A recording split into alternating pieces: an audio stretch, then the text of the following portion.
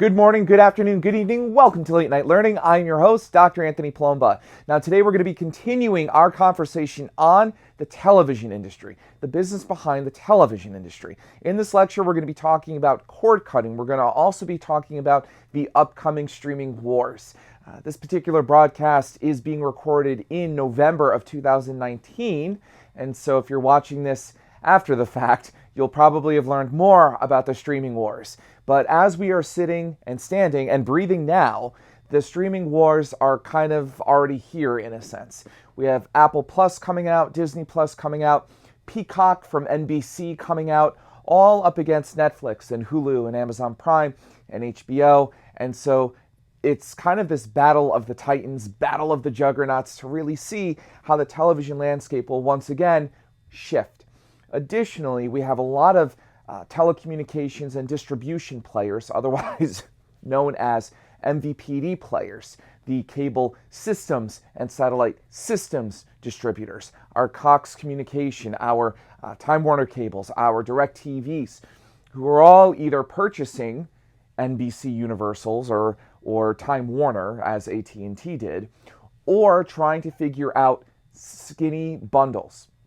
Skinny bundles are satellite and cable distributors' response to Netflix and Hulu and Peacock and Apple Plus and all of these other SVOD services that are coming in. And so cable and satellite, as you can imagine, are kind of left out because nobody here needs a satellite system to stream Netflix, right? We don't really need a cable system to watch Hulu. So what happens to cable operators or cable systems or satellite systems or satellite operators? And so there's a very interesting conversation, war brewing right now between distributors who really have to make some sense of how do we play in this new landscape, and SVOD services, whereas they're thinking, how can we kind of snuff out satellite and cable? And Netflix and Hulu, admittedly, work exceptionally well as streaming services, right? The menus are a little bit full and have a rich variety of content, but by and large, how many problems have you had streaming Netflix? Probably not that many. How many problems have you had streaming Hulu? You know, when we think about the quality and the service and the kind of engagement that we have, they kind of run seamlessly. Again, a bigger response toward whether or not we need cable or satellite systems anymore, right? That's kind of indicative of that, because if Netflix has incredible quality, if Hulu has incredible quality, then I don't really need a box or a system to help distribute content. So I do think we're in a really prime time to study television, and without further ado, let's get started. So, as I alluded to earlier, I wanted to start with cord cutting. Cord cutting is happening. Cord cutting is defined or operationalized as people cutting TV subscriptions. This includes satellite subscriptions. It includes cable subscriptions.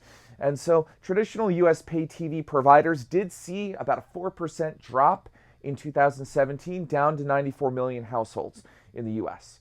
About 187 million US households viewed traditional pay TV, also down by 4%. But the average bill here is about $101.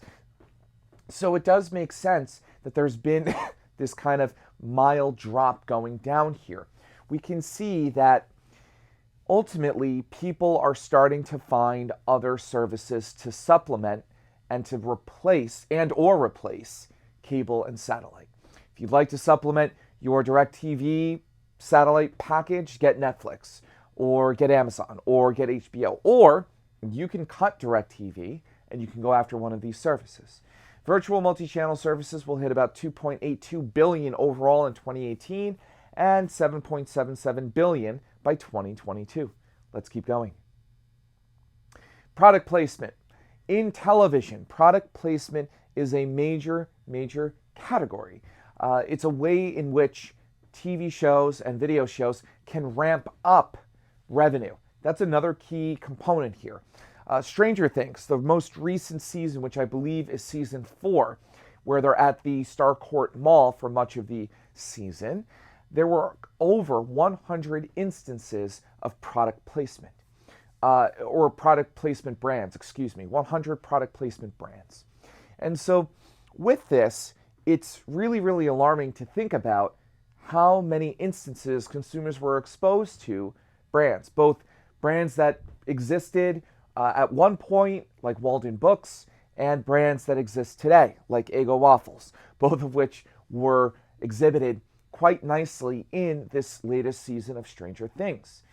So when we really think about this then, we know that consumers have touch points with the kind of video content that they watch. If I see Eggo Waffles being eaten by Eleven in Stranger Things, or if I see Walden Books, or if I see Orange Julius, or if I see all these other brands, I kind of get the sense to myself that these characters are real, in a sense. These characters do mean something to me. These characters are tangible. These characters go through things like I go through things. These characters eat things like I eat things, or play with things like I play with things, or drive the same cars that I do, right? So there's another instance of storytelling kind of further embedded in this when we have characters using products and services and engaging in activities like we do. So for sure, the TV show and distributor can certainly raise revenues by incorporating product placement in, but it also helps tell stories. Modern Family shot an entire episode on an Apple iPhone. You can find clips of this on YouTube. And so Modern Family is, well, a Modern Family. They're using Apple phones, and it runs the gamut in age on the cast. And so you can see from the photo, you can see the grandfather using the iPhone as well as one of the husbands using the iPhone, Phil Dunphy. And so it follows that you may perceive the family to be more sophisticated or technology savvy. Arrested Development also kind of helps illustrate another way that product placement may be placed, in that it's kind of woven into the storyline. So even with Modern Family, the iPhone was used to tell an entire episode, but with Arrested Development, Burger King is mentioned, the product placement is kind of joked about, and so the level to which we make audiences aware of product placement is also key. Some studies have found that if product placement is kind of right in people's faces, right in the middle of the screen, it doesn't always have a good response from audience members. But if in fact the product placement is kind of off to the side or not necessarily in the face of consumers, it's met with greater appreciation and more positive affect. Let's keep going. Latest trends in TV distribution. Those of you who have been paying attention the last decade should not be surprised by this particular slide. There are many, many trends that are going on currently in television. High quality dramas are streaming on, video on demand services, and really streaming video on demand services. And so Orange is the New Black, House of Cards, Stranger Things, VOA, other shows as well. Release of entire seasons of content. So not only do we have high quality programming, but it's released at once. The goal is to be able to lock you into a show. This is otherwise known as binge watching. When you binge a bag of Oreos, or if you binge a keg of beer, and if you have, I don't want to know about it, but if you're doing these things, it means you're consuming something in its entirety in a very rapid fashion. And so this can lead to you becoming addicted because you were able to really squeeze out all of the equity behind the consumption experience. And because you've consumed it so quickly, you also recognize the worth of the particular program. And it may be more risky for you to watch another show. If I've binge watched season 4 of Stranger Things, which admittedly I did on the 4th of July, if that's the case, then I know how good Stranger Things is. I'm fully connected to the particular program. I have connections to the characters, I really feel engrossed in the content, I don't really want to watch too many other shows, right? I'm kind of hungry for more. I'm hungry for more. I'm hungry for more. We know that this preys upon certain addictive predispositions or qualities that we may have. And so binge watching can certainly lead to addictive television. That's kind of the goal here, to really get you addicted to programming so you make less and less choices about what you watch and really go in depth with what you elect to watch. Our past players in SVOD services include Netflix, Hulu, Amazon Prime, and Crackle. We do have some new players in the last few years. Sling TV, YouTube TV, DirecTV Now, PlayStation Vue, and HBO Now are all new players into the marketplace.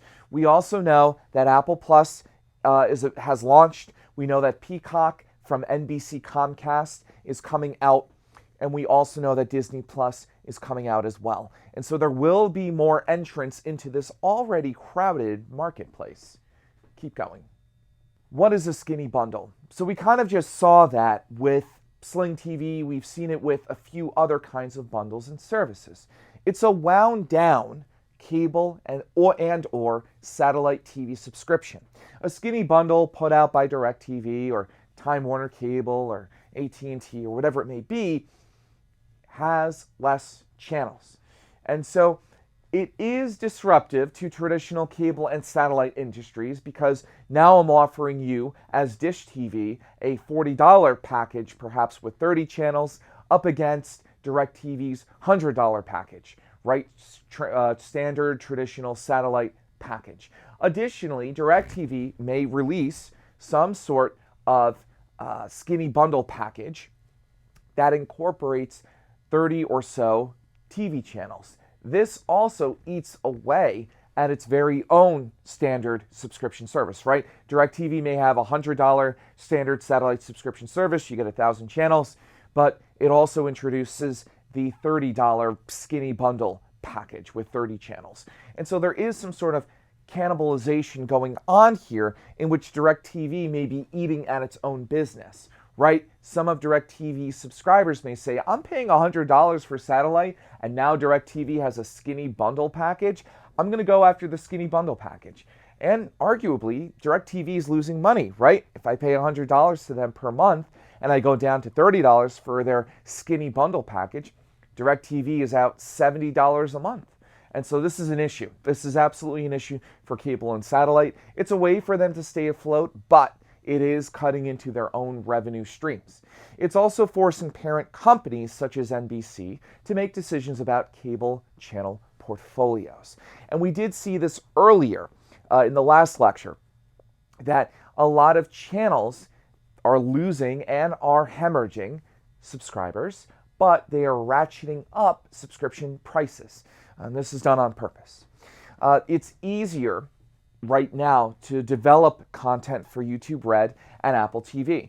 These companies are looking for new content. And so in this new ecosystem, we have channels that are shutting down, such as Esquire, which shut down a few years ago. It was part of the NBC cable portfolio.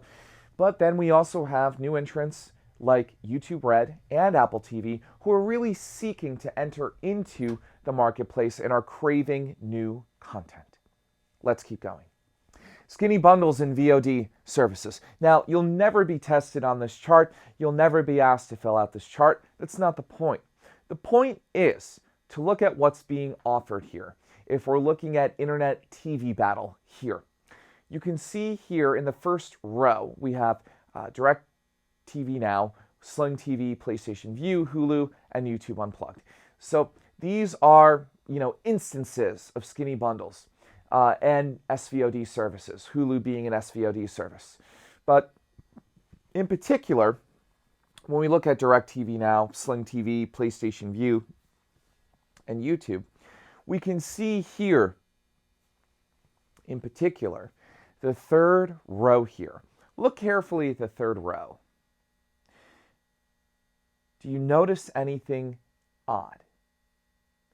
And by third row, let me clarify, I'm looking at the channels. So this is programming groups represented.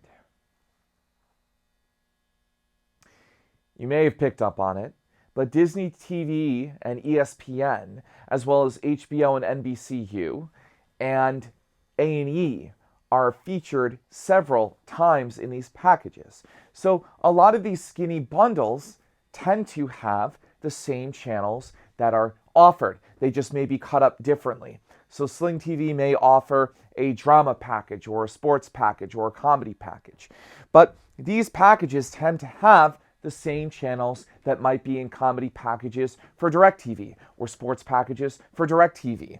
And so it's even more difficult now to kind of compete in this skinny bundle atmosphere, if you will, because the same popular channels will be exhibited everywhere. Sling TV is not going to miss out on the opportunity to make A&E or Viacom or NBC available to its consumers because they're very, very popular network and cable channels, and DirecTV is going to fight for the same privilege.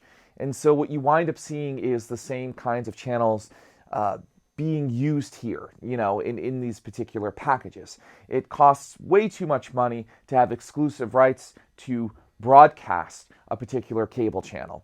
And so as a result, these satellite companies and cable system companies are paying for the privilege to carry these cable and cable channels here. Let's keep going. Streaming services are slow to grow. So we have a few other trends going on here with network television as well as with traditional cable channels going after streaming services. So CBS All Access has about 1.5 million subscribers as we speak. HBO Now is at 3 million subscribers. Starz is at about 1 million subscribers. So these cable channels have varying levels of success in acquiring subscribers. None of these streaming services is yet over 10% of company revenue. So bear that in mind as well.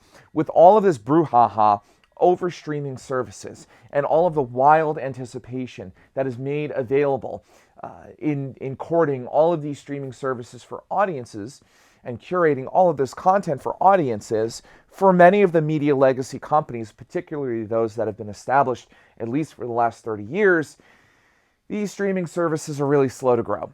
And while there's a lot of excitement, there is a lot that is going on here.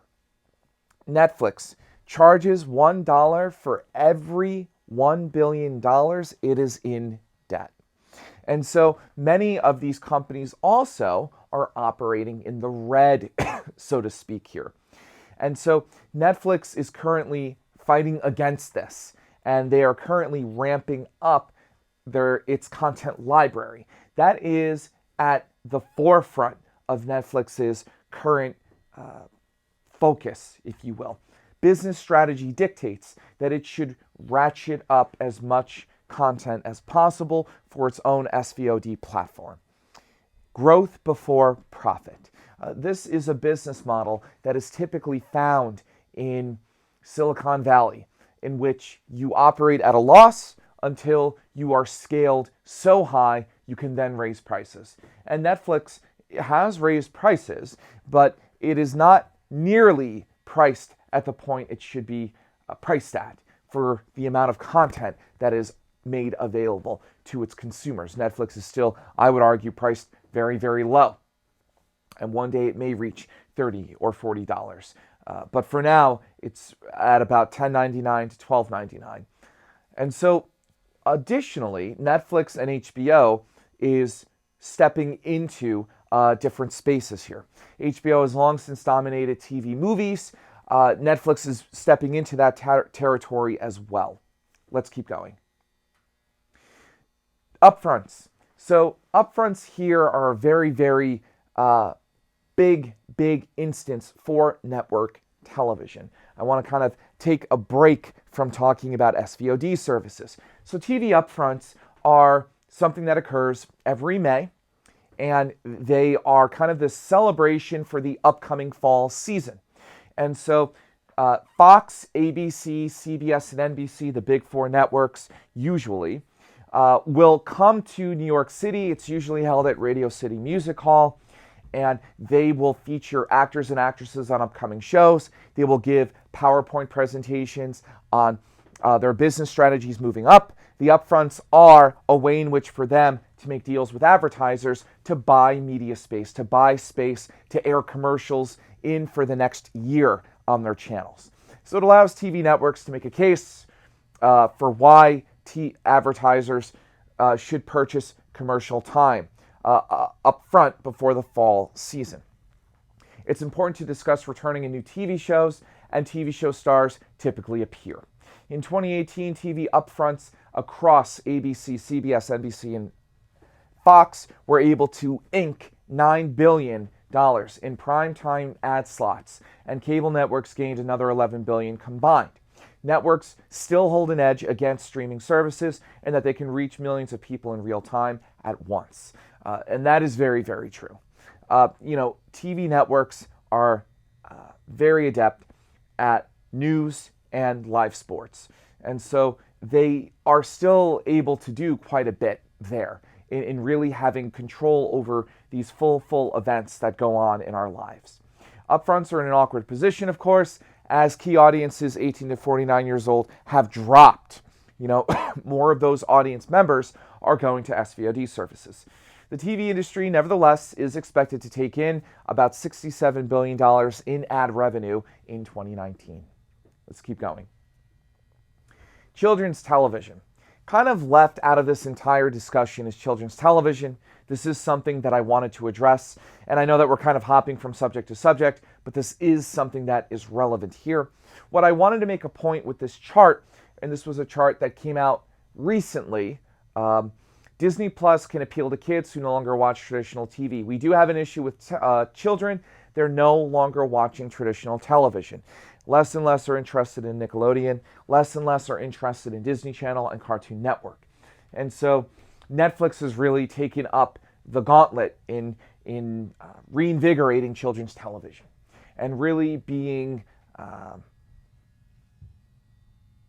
creative in their approach in really tackling children's television, really having a plethora of children's content, myriad forms of children's content, but also having it on a Netflix platform for them. And Nickelodeon and Disney Channel and Cartoon Network really haven't had a response, although we'll see with Disney Plus what kind of response there is toward regaining children as audience members. Let's keep going. Mergers and acquisitions in television. This has been going on for quite some time. AT&T closed an $85 billion deal for Time Warner. Time Warner includes CNN, TNT, and TBS. Disney absorbed much of 21st Century Fox for $71 billion. This includes FX, National Geographic, and majority control over Hulu. Disney does not own Fox Television Network. And so Disney has absorbed the entertainment sectors, but it is left alone live sports and news. Rupert Murdoch of Fox wanted to keep that. He owns Fox Sports, Fox News, Fox TV Network. This is because a corporation is also not allowed to own more than one broadcast network. And Disney already has ABC as it is. Let's keep going. Disney Plus. It is a 3-year commitment, and sign up for a free year. When this came out, the website crashed. Fan Club D23 can have the service for 3 years at $3.92 per month, $47 total. Disney Plus has been set at $7 per month. So this is the first entrant into the streaming wars. And you can see here, this is what the upfront looked like for Disney. And so for ABC and for NBC this particular year, going back to upfronts, those companies featured everything. NBC didn't just talk about NBC. They talked about their entire cable portfolio. They talked about Universal Film Studios. Disney here didn't just talk about ABC at its upfronts. It talked about everything. So that's a new trend for the first time as well with upfronts. We're talking about everything that's going on here. Let's keep going. Time Warner. So HBO Max is the new SVOD service that is coming out. It will have 10,000 hours of content at launch, including Friends, which was produced by Warner Brothers Television Studios, even though it was distributed by NBC. So Warner Brothers TV Studios was where Friends was filmed and shot, but it was an NBC show, or an NBC show, which means that it was distributed on NBC. This is very typical, by the way, just kind of as a deviation here. A CBS show may be shot in ABC Studios, which may be rented out by CBS, but then distributed by CBS. And so Fresh Prince of Bel-Air will also be on it, as well as Pretty Little Liars. There will also be the exclusive streaming service for all new Warner Brothers dramas produced for the CW network. It will be at about $16 to $17 per month, and it will launch in spring 2020. Let's keep going. NBC Universal. It will launch in 2020. It is Peacock now. That is the name of the streaming service. It will have The Office at the end of 2020. It will be ad-supported but free for NBC TV subscribers. So if you have a cable or satellite subscription, you'll be able to log into this for free. It'll be $12.99 for those who do not want commercials. And some people have said this is kind of priced a little bit high. You know, aside from The Office and perhaps a few other shows, NBC Universal really doesn't have a lot of content. But nevertheless, it is fighting hard to be able to have a strong SVOD service. And it must be confident here to have people to sign up for it at $12.99. So that is going to be very, very interesting to follow. Let's keep going. Apple TV Plus. So Apple TV Plus is really getting into high quality premium content. If you look at Steven Spielberg's Amazing Stories, The Morning Show with Reese Witherspoon, Jennifer Aniston, and Steve Carell, I implore all of you to watch the trailers. It's got a very HBO vibe. Like when we really, really look at this, that's the quality that I think is exuded here. That's how it impacts me, and I'd be curious to know how it impacts the rest of you. But it looks like Apple TV is going the way of HBO when it comes to quality, when it comes to kind of a certain level of seriousness and focus with its content. Ad-free subscription service available in 100 countries, coming November 1st. So it is just launched a few days ago at $4.99 per month. I am excited to watch it. I am a subscriber of Variety Magazine, and I have 3 months free of Apple TV Plus, thankfully. And so I will be watching the content there. Well, that's all the time we have on Late Night Learning. As always, keep laughing and keep learning.